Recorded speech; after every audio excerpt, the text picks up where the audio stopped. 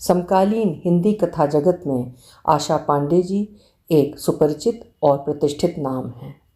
सहज, सरल और प्रवाहमय शैली में कहानियाँ लिखना उनकी विशेषता है। प्रस्तुत है आशा पांडे जी की लिखी कहानी उलझते धागे मेरी आवाज़ में। मैं हूँ सीमा सिंह। ट्रेन छूटने में 15 मिनट का समय अब भी बाकी है। मैं खिड़की की ओर पीठ टिकाकर बैठी हूँ। आई, ओ आई, दो ना कुछ खाने को, कहते हुए किसी ने मेरी पीठ को हल्के से ठोंक दिया। मैं चौकन्नी होकर सीधी बैठ गई। खिड़की के उस पार से एक बच्चा उचक उचक कर खाने के लिए कुछ मांग रहा है। 7-8 साल की उम्र होगी उसकी। शरीर पर कपड़े के नाम पर बस एक फटा नेकर है। बाल बेतरतीब ढंग से बढ़े हुए तथा गंदे हैं।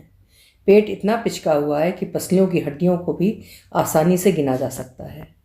चेहरे पर धूल, मिट्टी, नाक, थूक का अजीब मिश्रण जिसे देखकर उबकाई आ जाए। वो मुझसे कुछ दे देने की गुहार कर रहा है। उसकी दयनीय आंखें मुझे द्रवित कर रही हैं। उसे देखकर मेरे दिल में उतर आई दया को शायद वो पढ़ और समझ रहा है, इसलिए मेरे सामने बार बार भूख भूख कहकर अपना पेट थपथपा रहा है। मैं पर्स खोलने लगी, किंतु उसी समय पति ने उसे जोर से डांट कर वहाँ से भगा दिया और मुझे उसको कुछ भी देने से मना किया। मैं किसी प्रकार का कोई तर्क करती उसके पहले ही वो लड़का डर के मारे वहाँ से भाग गया। यूं इस तरह की डांट टपट के ये अभ्यस्त होते हैं। एक ही बार डांट खाकर ये भागते भी नहीं, बल्कि झुंझला देने की हद तक ये अपनी मांग दोहराते रहते हैं। पर पति की आवाज़ में न जाने ऐसा क्या था कि बच्चा उसे सुनकर पल भर भी वहाँ नहीं रुक सका। पति कह रहे हैं, इन बच्चों को कभी भूलकर भी भीख नहीं देनी चाहिए। भीख देकर हम उन्हें भिखारी बनने के लिए प्रोत्साहित करते हैं। इतनी आसानी से पैसा खाना मिल जाएगा तो ये मेहनत क्यों करेंगे भला? भीख मांगने की लत पड़ जाएगी इनकी। सामने की सीट पर बैठे यात्री पति की बात से सहमत हैं। सोचती तो मैं भी कुछ ऐसा ही हूँ, किंतु उस बच्चे की आंखें बहुत उदास थीं। जरूर भूखा था। उसे बिना कुछ दिए भगा देना मुझे अच्छा नहीं लग रहा है। मेरी नज़रें खिड़की से हटकर जाते हुए उस डरे सहमे बच्चे का पीछा कर रही हैं। प्लेटफॉर्म के उस पार रेलवे स्टेशन की दीवार से लगकर 20-25 लोगों का झुंड अपने माल असबाब के साथ बैठा है। आसपास कई चूल्हे जल रहे हैं, कई अब भी खामोश हैं। शायद इन चूल्हों की मालकिन लकड़ी, आटा, दाल की तलाश में अब तक भटक रही हो। जिस जगह जाकर वो लड़का खड़ा हुआ है, वहाँ एक औरत अपने बच्चे को गोद में लेकर लापरवाही से दूध पिला रही है। आंचल सरका हुआ है उसका। उस औरत के सामने एक पुरुष मैले कुचैले गट्ठर पर सिर रखकर अधलेटा पड़ा है। उसका पैर पालथी मारकर बैठी औरत के घुटनों के पास तक फैला है। बीच बीच में वो अपना पैर उठाकर दूध पीते बच्चे के मुंह के पास तक ले जाकर हिला देता है। बच्चे के मुंह से माँ की छाती छूट जाती है। बच्चा कुनमुनाता है, फिर दूध पीने लगता है। पुरुष अश्लील सी हंसी हंसकर औरत की ओर देखता है। औरत मुस्कुरा देती है। एक बार तो पुरुष अपने पैरों को उठाकर औरत के कंधे पर लाद देता है। लड़का जो मेरी खिड़की के उस पार से भागता हुआ वहाँ पहुँचा है, शायद कुछ खाने को मांग रहा है। औरत का ध्यान लड़के की ओर खिंचा तो बाप की क्रीड़ा में व्यवधान पड़ने लगा। बड़ी भद्दी आवाज़ में पुरुष ने लड़के को गाली दी। औरत पुरुष से कुछ कह रही है। उसकी बात तो समझ में नहीं आ रही, किंतु आवाज़ बड़ी कर्कश है। पुरुष उस औरत की बातों का समर्थन कर रहा है या प्रतिकार, समझ में नहीं आ रहा है। किंतु अब तक का प्रेमपूर्ण समय लड़के के वहाँ पहुँच जाने से कुछ कलह में ज़रूर बदल गया है। अचानक वो पुरुष अपने दाहिने हाथ को घुमाकर बड़ी लापरवाही से लड़के की ओर कुछ उछालता है, जो लड़के के कंधे से लुढ़कता हुआ नीचे ज़मीन पर गिर जाता है। लड़का झुककर उसे उठा लेता है और अपने हाथ में लटकाकर खुशी से गोल गोल नाचने लगता है। आसपास खड़े कुछ बच्चे भी उस लड़के को घेर लेते हैं। सब खुश हैं, उछल रहे हैं, ताली बजा रहे हैं। क्या हो सकता है ये? खाने की कोई चीज़ या खिलौना? मैं दिमाग पर जोर डालकर बड़े ध्यान से बच्चे के उस हाथ को, जिसमें वो वस्तु को लटका रखा है, देखने लगती हूँ। कुछ चुलबुलाहट हो रही है। अरे ये तो कोई पक्षी है। एक नहीं 4-5 सारे पक्षियों के पैरों को एक साथ मोटे धागे में बांधा गया है। ये लड़का पक्षियों के बंधे पैरों को पकड़कर उन्हें उल्टा लटकाकर नाच रहा है। विवश पक्षी रह रहकर पंख फैलाने का प्रयास कर रहे हैं। उनके पंख थोड़े से खुलते हैं, फिर बंद हो जाते हैं। सुना है मैंने ये लोग तीतर खाते हैं। ये पक्षी तीतर ही होंगे। अभी थोड़ी देर में भून दिए जाएंगे। मन में एक अजीब अकुलाहट उठी। मैं उन पक्षियों की ओर से ध्यान हटाकर बच्चे को दूध पिलाती उस औरत को देखने लगती हूँ। पुरुष फिर से अपनी उन्हीं हरकतों को दोहरा रहा है। उस पुरुष के गट्ठर से लगकर कई और गट्ठर वहाँ रखे हैं। उसके पास ही 15-20 लोग बैठे हैं। सब आपस में उसी तरह की मोटी और कर्कश आवाज़ में बोल बतिया रहे हैं। पुरुष की हरकत से औरत की गोद में दूध पीता बच्चा कुनमुना कर रोने लगा है। झुंझला कर औरत ने जमीन से एक मुट्ठी मिट्टी उठाई तथा पुरुष के चेहरे पर फेंक दी। पुरुष तेजी से सिर झटकता हुआ उठा और औरत के सिर पर थूक कर हंसते हुए भागा। 8-10 कदम भाग कर वो फिर रुका, पीछे मुड़कर औरत की ओर देखा और ताली बजाकर शरीर को दोहरा करते हुए जोर से हंसने लगा। औरत चिल्ला चिल्ला कर उस पुरुष को कुछ कह रही है, शायद नाराज़ हो रही है, किंतु बनावटी ही, क्योंकि साफ दिखाई दे रहा है कि उसकी होंठों पर मुस्कान और आंखों में चमक है। पुरुष हंसते हुए पैर पटक कर ताली बजाता है और प्लेटफॉर्म की ओर आगे बढ़ जाता है। सिग्नल हो गया है शायद। प्लेटफॉर्म पर खड़े यात्री ट्रेन में चढ़ने लगे हैं। मेरे पति तथा सामने बैठे यात्रियों के बीच अब भी भिखारियों के स्वभाव और उनकी स्थिति पर बातें हो रही हैं। मैं फिर से उस लड़के को देखती हूँ जो अब भी कई बच्चों से घिरा हुआ पक्षियों की टांग पकड़े घूम रहा है। वहाँ बैठे लोगों के झुंड के दूसरे किनारे पर एक बूढ़ी औरत चूल्हा जलाकर भगोने में कुछ पका रही है। एक बूढ़ा आदमी, शायद उसका पति, लगातार उस बुढ़िया को गाली दे रहा है। बुढ़िया चुप है। बूढ़े का गुस्सा अधिक बढ़ गया है। हाथ में एक डंडा लेकर वो उठता है। ठीक ढंग से चल पाने में असमर्थ वो बूढ़ा घिसटते हुए बुढ़िया की ओर बढ़ता है।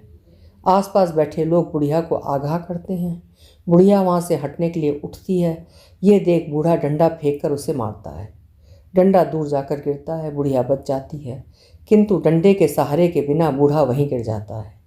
वहाँ बैठे लोग बूढ़े को गिरता देख हंसने लगते हैं। बूढ़ा खिसिया जाता है। मेरी ट्रेन प्लेटफॉर्म से सरकने लगी है। थोड़ी देर बाद रफ्तार भी पकड़ ली। स्टोन पीछे छूट गया, किंतु स्टेशन पर का वो दृश्य मेरी आंखों में गहरे उतरकर मेरे साथ आगे बढ़ रहा है। सामने की सीट पर बैठे सज्जन बता रहे हैं कि कैसे वे एक बार ट्रेन में एक भिखारी लड़के को कुछ खाने को दे दिए थे। खाते वो लड़का वहीं गिर पड़ा था। उसके गिरते उसके माँ बाप भी ना जाने कहाँ से प्रकट हो गए थे और लगे शोर मचाने कि इन्होंने मेरे बच्चे को पता नहीं क्या खिला दिया। मेरा बेटा बेहोश हो गया। वे अचंभित, परेशान, कुछ सूझ ही नहीं रहा था उन्हें कि क्या करें। अंत में अन्य यात्रियों ने बीच बचाव करके एक रास्ता निकाला कि वे बच्चे के माँ बाप को बच्चे के इलाज के लिए कुछ पैसे देकर फुर्सत पाएं। बच्चे के माँ बाप को 500 रुपया देकर उन्होंने अपना पीछा छुड़ाया। पैसा पाते ही उसके माँ बाप बच्चे को गोद में उठाकर ट्रेन से उतर गए। प्लेटफॉर्म पर उतरते हुए बच्चा अपने बाप की गोद से उतरकर दौड़ता हुआ आगे बढ़ गया। ठगे से वो देखते ही रह गए। मैं कहना चाहती हूँ कि हाँ, ऐसा होता होगा, लेकिन इसकी सही जानकारी कैसे हो कि भूख भूख कहकर हाथ पसारने वाला हर बच्चा वैसा ही शातिर होगा।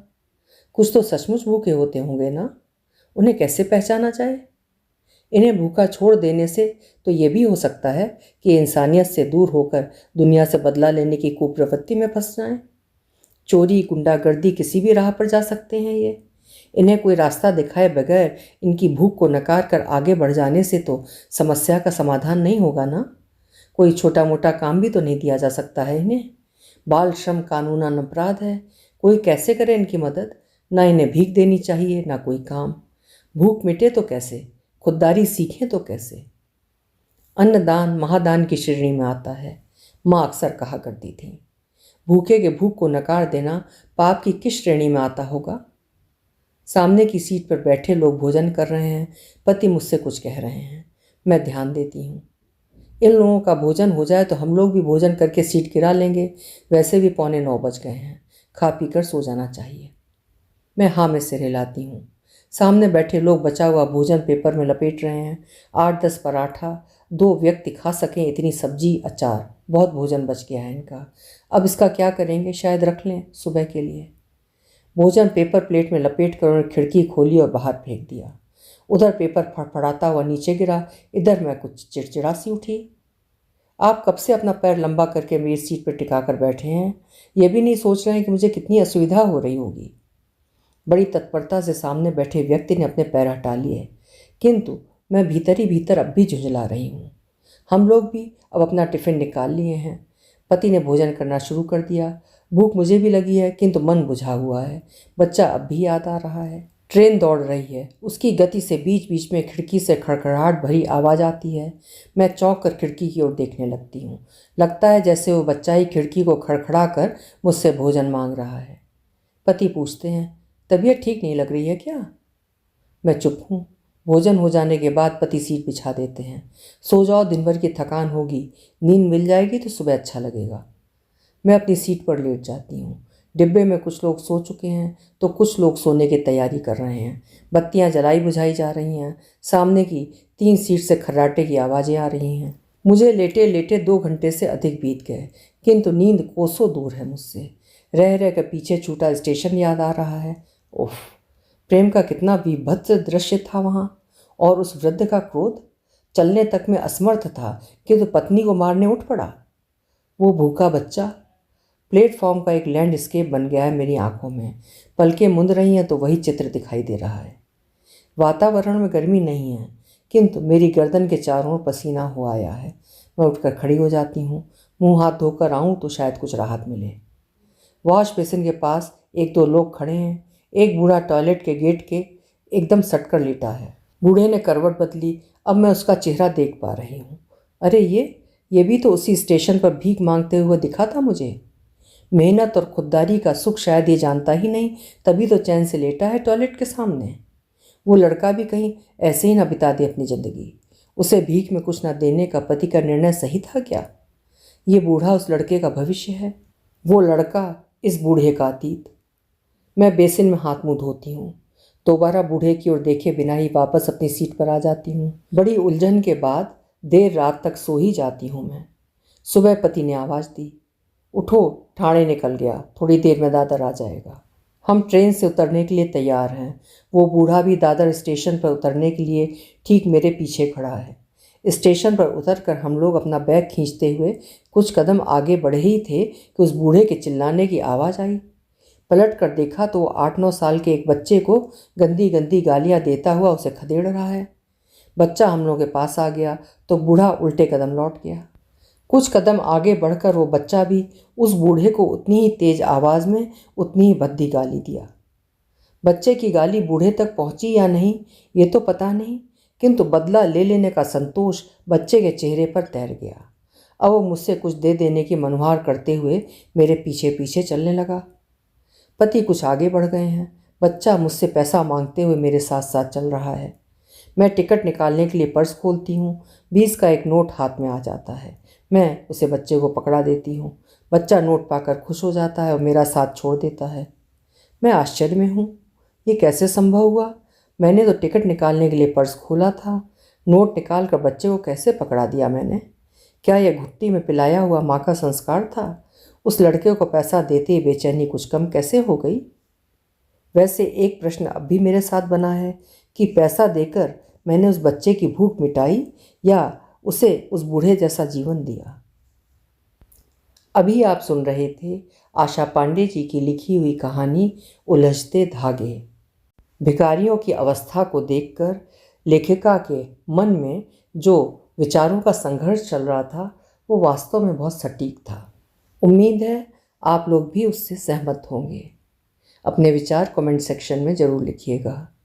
कल फिर मिलेंगे। आपका समय शुभ हो।